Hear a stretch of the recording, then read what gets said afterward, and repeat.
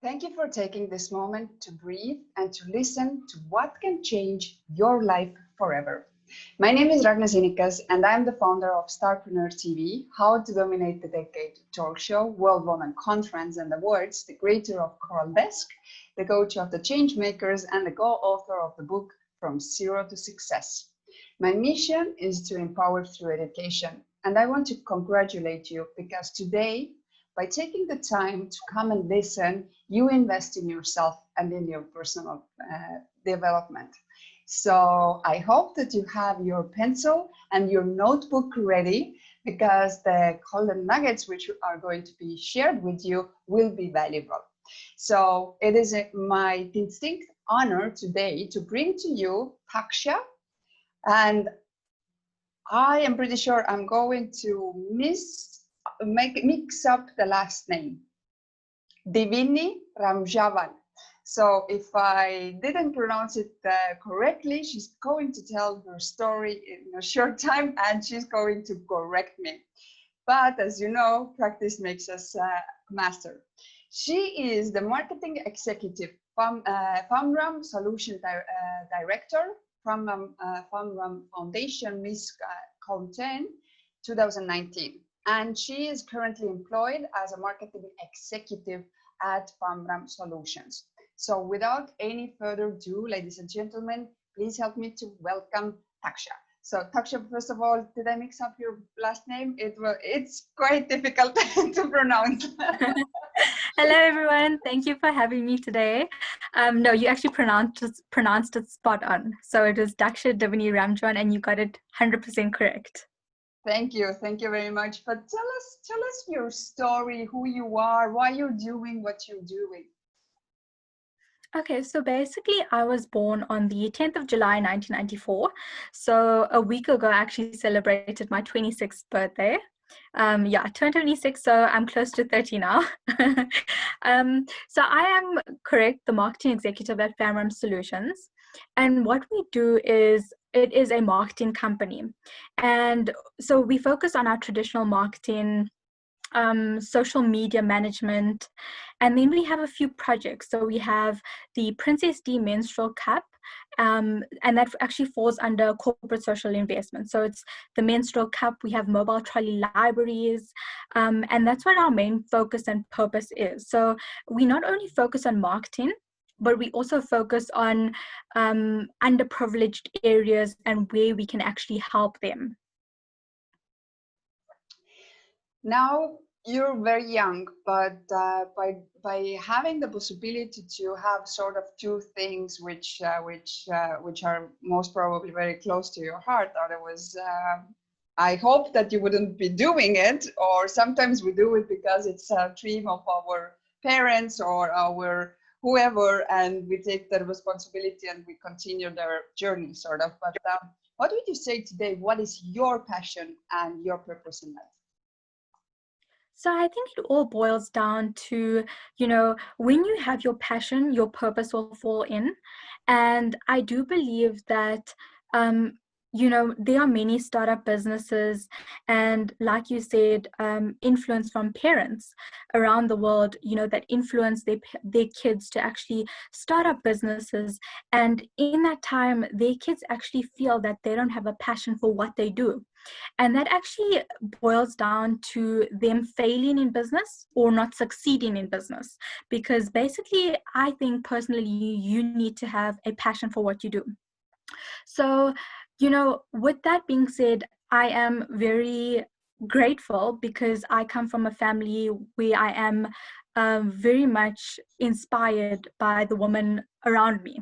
And I'll give you an example. My mom is a global awardee. She's an entrepreneur as well. So I was mentored by her, and she's generally my inspiration. So she never influenced me into doing certain things that I didn't want to do. It was all me. And I'll talk more about my brand that I just launched, but like I said, that was specifically what I wanted to do, self-funded as well. And it's going into greater heights in terms of what you want to do, because like I said, it's about making your business your top priority and making it succeed. We all are different, and we all have our uniqueness. What would you say, or how do you distinguish yourself in business and in life? I think generally, both in business and in life, you have to, your main purpose would be to focus on yourself. Um, and I always believe that it's not, people get to know you first and then your brand. So you need to build up your personal profile. And I'll give you an example. Starting out in 2019, I got crowned Miss Gauteng 2019. So I obviously built my brand on myself. And throughout the years, I've been invited to speak globally. I've been I'm a global awardee, so I've gotten global awards and I've spoken on platforms globally. So I think in that sense, people get to know who you are first. So they'll know Daksha Ramjawan, and then going forward, when I do launch my brand, they'll associate me to my brand. And I think that's also one of the main points that people need to find in their purpose and their passion. For sure, because people do not actually buy the brand or buy the service. They always buy the person who is in front of it. So, Yes, but correct. tell us about your role as the director of FAMRAM Foundation, and how do you empower women through that? Okay, so FAMRAM Foundation is actually very close to my heart. A few years ago, my family, and when I speak about my family, I'm talking about my mom and my older brother and myself. So my family, the three of us, had decided that I think generally we were getting a lot of requests for people for us to help them personally. So we had decided to create our own foundation, and that's why it's called FAMRAM Foundation. It's Family Ramjawan Foundation. So being a director, we actually focus, and I just want to mention as well, it's actually a self-funded foundation. So what we do is we don't get government funding or organizations helping us. What we do every month is we actually put in funds into the business, into FAMRAM Foundation. And we actually accumulate the funds to do big enough projects that we can do, or we focus on the smaller projects. So I'll give you an example. Last year it was a teacher actually contacted us from a very rural and poor school. And she says, we don't have enough money to buy the school children shoes because they come from very poor backgrounds, and they come to school in either their socks or different mismatched shoes or broken shoes. And, we just need help. So the three of us actually came together, and we actually sponsored 60 pairs of school shoes to children. And, it's their smiles that had our hearts, because they were so thankful, and some of them were dancing because some of them actually have never had a pair of new school shoes. So that was amazing for us. And we've done food parcels. Mandela Day is actually coming up, so we have sponsored menstrual cups as well to a foundation in KZN. And we get requests on a daily basis with regards to us sponsoring other people. And I'll give you an example. A girl on our social media actually contacted us not so long ago, and she actually told us, with the circumstances that we're going through at the moment, her family is not coping in terms of money. And she said, I actually don't want money, but this is what is happening. We don't have food to eat. So with our foundation, that's what we actually did. We sponsored her a portion of money to buy them groceries. And, that's just some of the things that we do with regards to our foundation. And, I just like to put it out there. There's some things that we don't do, that we don't post on social media. And, I do believe that some people go on social media and they actually say, people need to stop showing off about what they do in communities. And I'm totally against that, because I feel like we are trying to create the awareness. We aren't showing off about what we're doing in helping other people. It's not about showing off. We don't want to do that. We just want to create the awareness so other people can indeed contact us, or other people can do what we're doing to help other people in communities.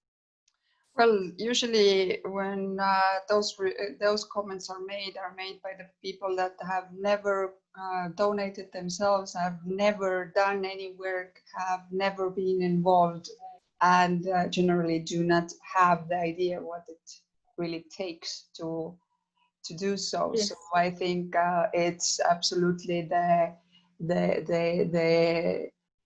one thing which is needed, that we bring the hidden heroes which have been doing that work for years and years and years without asking anything in return, that people actually do get to know them and understand why they're doing it. So I think whoever is listening, and whoever you are foundation, then you just need to pick up those stones or those trolls which are sort of trying to damage you. Just pick up the stones and build up your legacy. So don't let those people stop you. Let's talk about also on your side, as what you have done through successful marketing strategies. Like, what do you see? What are the common challenges that the entrepreneurs find when they are working on their marketing strategies? I think, for start off entrepreneurs, some of us actually don't have funds, or should I say sufficient funding.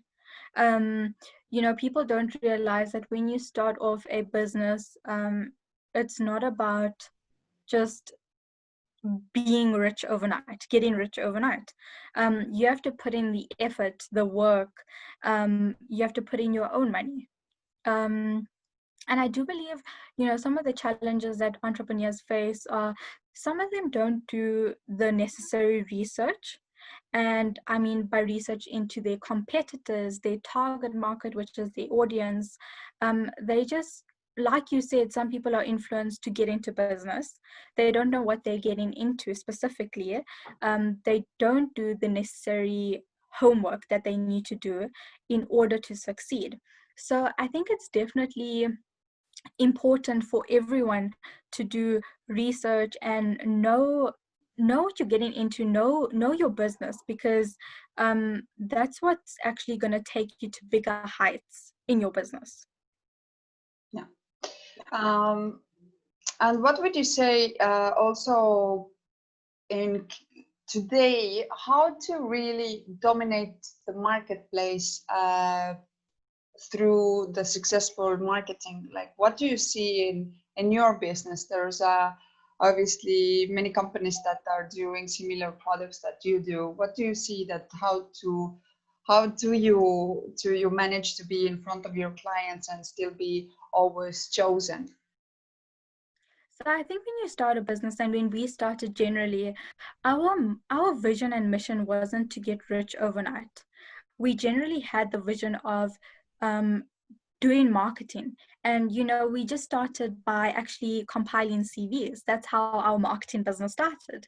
And then we actually branched off into traditional marketing, which was social media platforms, ordering of branding material for companies. So, you always have to start off small, I believe. The thing about getting rich overnight doesn't work. And I think definitely us as millennials, we do believe that, starting a business, you can just start a business and then get rich the next day. And I think the mindset just has to change, because I think generally everyone needs to incorporate that their vision and mission is a bigger picture. Yes, you're here to provide a product and a service, and then eventually, gradually, you'll start earning an income on what your passion is to do. So I think your message and your impact area really as a young entrepreneur is in an area where you are training the youth. And can you tell us some more about this? What do you do and who do you train?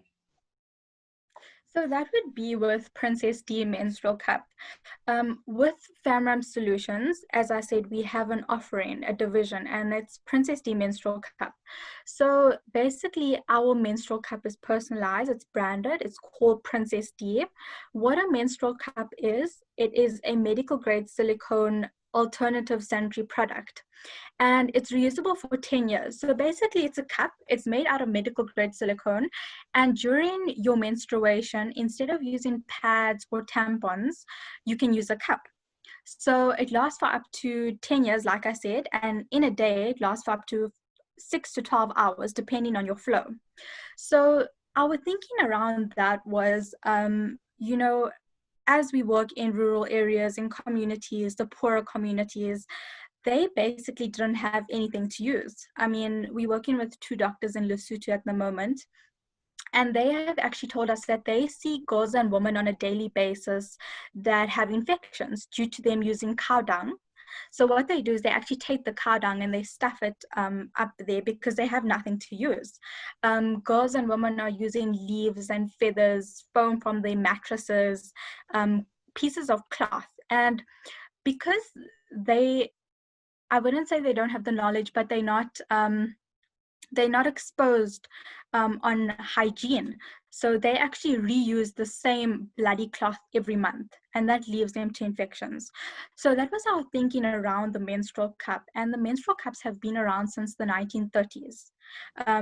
It's gone through its processes. So we have decided, and I mean, there are about 50 global brands around the world. So we then decided that in South Africa, we need a solution. And that's when we came up with the Princess D Menstrual Cup. So with the cup, we actually do training around South Africa. We have a team that actually goes out, and I'm not talking about normal schools where they can afford these sanitary products. We're talking about really off-road schools that I hate to say it, but literally no one cares about them. And that's why we are here to actually provide a solution for them. So what we do is we personally go out and we train the girls. We train them on, it's not only menstruation matters that we train them on, but we train them on unwanted pregnancies, abuse. Um, I wouldn't say that we have the knowledge and expertise to train them, but we try and give them advice as women or girls to girls. And the thing is, they actually confide in us because remember, these are very traditional, they come from very traditional backgrounds. So they actually confide in us because when they go home, they live with their aunts or grannies or stepdads, and these are the people that they can't confide in. So when they actually talk to us, they confide in us because they see us as being there for them, showing them the love that they don't necessarily get at home. And that's why we also give them our cell phone numbers or a sort of contact detail where if they ever need us, they can contact us. Tell us about your brand, which is, I understand, means crown, and if I pronounce it now correctly, it's Tai. How do you pronounce Taji. it? It's Taji. Okay. Taji. Okay. Yeah. So, So currently that is my baby. Well, that's my only baby. So Taji, like you said, it means crown. It is a Swahili word, which means crown. And how I actually came about that was, so when South Africa went into quarantine, we went into level 5. And level 5 was going straight, that was the highest level. So um that was so you could only basically go out for essentials, and that was when everyone started getting bored because they couldn't leave their homes. And I think online shopping became the new norm. It is the new norm at the moment. So the one day I came up with this idea and I said, I really love jewelry. I miss going to jewelry stores. I miss buying accessories. And that's when Taji collection came upon me. So, I grabbed all of my jewelry the one day, and it just so happened my mom and we used to do a hobby. It was actually making jewelry. So we had all the necessary tools and all of that. So I was taking some of her tools and rearranging, reconstructing all of my jewelry. And I was actually in contact with designers, jewelry designers, because this is what I wanted to do. I wanted to do accessories and jewelry. And eventually these people that started making masks, so the reusable masks, face masks, the material ones, they actually branched out eventually because they had the material and the sources from making masks. They started making hair accessories, which is something that I wanted to branch off into. So Instagram, Facebook, online platforms, they were just flooded with accessories. And I took a step back and I said, well, everyone is doing it. I do know the pie is so big for everyone to have a share of it, but is this what I really want to do? And then I took a step back and then I had to rethink about my model, about Taji. So that's when I reinvented Taji in the little space time that I had. And that is when I launched Taji. So Taji now is skincare and cosmetics. So going forward, I have launched Taji already. I'm actually doing Taji skincare tools and eventually cosmetics. So what I've launched is the facial cupping. That's a really big thing at the moment because we're not accessible to going to our dermatologists or going to spas to have facials. So what I provide is skincare tools, and what you do is you just take the facial cupping, apply a bit of oil to your face, and it's basically having a facial in the comfort of your own home. Beautiful. So, what would you say? What will the future bring to you personally and professionally? So, during COVID-19, I can't really tell you what the future holds for any of us, but I am very optimistic that it's going to be bigger and greater for all of us. I think, generally we all needed this time to actually reinvent and find ourselves. But I think everyone should just keep an eye out for Taji, because I can tell you that I have been spending most of my time on my brand, and I can tell you just to keep an eye on Taji because it's going to be a global brand.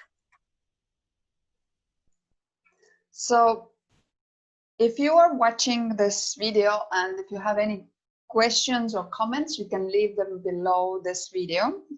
We will keep eye on them, and every single question will be answered.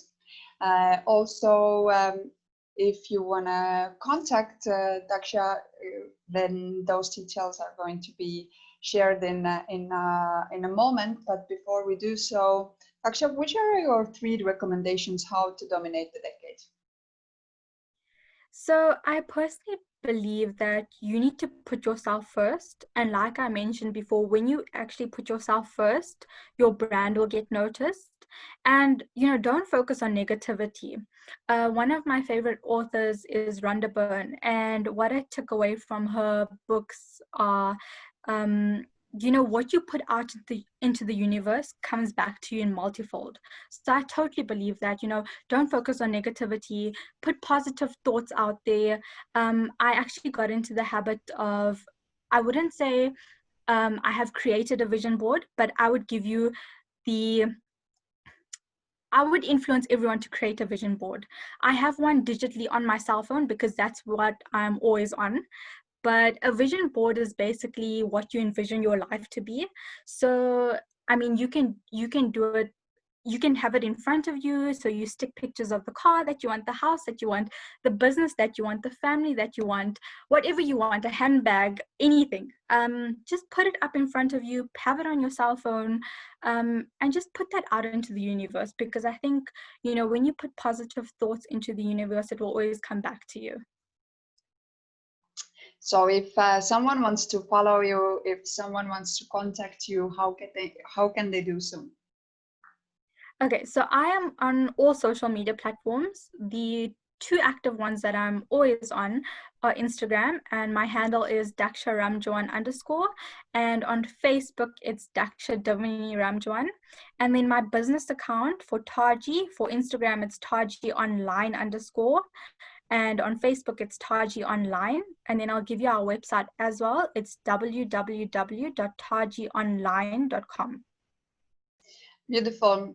So, what would be your sort of last message to close the session? What do you want people to take from this from our interview? So I think generally, no one should ever give up. Personally, I started a business in quarantine, in lockdown. I didn't have that much of funding, but with all my savings, I started my business. So I think don't ever give up your daydream, because I think when the time is right, and I also believe in the timing. So when the time is right, it will happen. So don't give up on whatever it might be, whatever your business is. When the timing is right, everything will fall into place. So keep your heads up and don't give up on your daydream. So thank you very much for joining us today. I do have one recommendation to our audience. If you're listening, then let's please agree that you're not going to overflow her inbox with requests for help, in a sense that all types of money, okay? She has been very heartwarming, very sharing, very ready to help today, okay? But let's all agree that we will support her. We want her to do great things. So therefore, please, let's help her to focus on her mission. Because talking from my own experience, when you want to do good, then there's always people that think that they can ask more, and they are entitled to it. So I don't want you to have a bad experience, but I want you to be ready. As soon as you give out signals that you are helping, then there's going to be, obviously, there's people that do really need help. And that's why we all have foundations, and that's why we all try to help as structured ways as possible and really reach to the people that really need the help, not the ones which think that they don't do anything themselves, but they are entitled for help. So, Yes. with all due respect, we are all different, but let's respect each other as well and our missions. So I want to thank you. Your interview was very inspirational. I hope that you will continue your journey, which seems to me a very ambitious plan, and thank you for doing all the services that you're doing in South Africa by helping those women. I know that it's a huge problem. We have had actually someone from India, which is helping to make the organic pads for the same purpose, because there are girls and women that actually cannot go to school on those days when they have them, because it's impossible. Yeah. So, but if we see how many days from a year it is, then they are missing out the most. So it's really important for us to talk about those topics. It's important to obviously solve as much as we can, and realizing that there are people that and as you mentioned and really brought out the fact that actually they don't even have the awareness that they put their life in risk by using the let's say materials which are dangerous for their health. So I think there's a lot of work that needs to be done, and whoever you're listening and think that you want to help, you want to be involved, then obviously get in contact. But otherwise, then just just share up, share your comments and your recommendations, and thank you for taking the time.